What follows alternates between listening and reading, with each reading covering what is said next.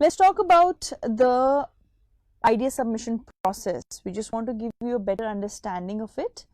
Each participating institute is going to identify one SPOC, that will be the point of contact.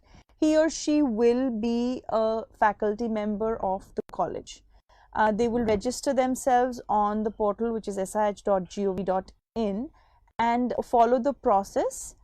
The mandatory part would be they have to upload a college authority letter in a PDF format, and that format we have provided for you on the portal. So just go ahead, have a look at it. It's pretty straightforward, and just get a copy of that.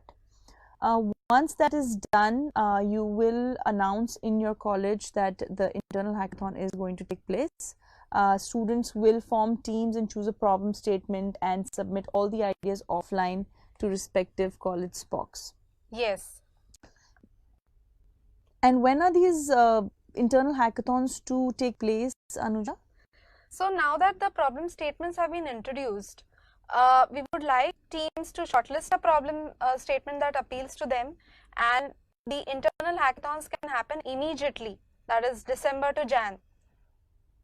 Right, and like Anuja mentioned earlier, the last date of submission of the idea is 25th of January 2020. So we need to ensure that the internal hackathons, are planned immediately, and you start submitting ideas at the earliest. Now each college will nominate the top 7 teams to move ahead in this challenge.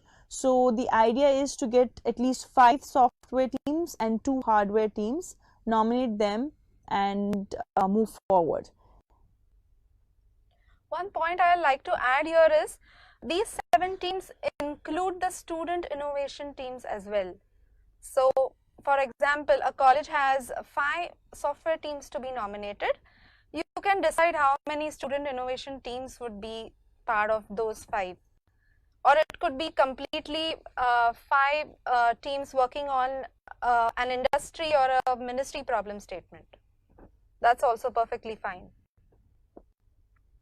The internal hackathon is mandatory, so we just want to emphasize that part, that you have to have this in order to participate. We want you to encourage the students in your college to participate in the hackathon. We want more teams to be formed. It'll be very easy to say, oh, there were only 5 teams who want to participate, let's just put all these 5 teams ahead for the next stage.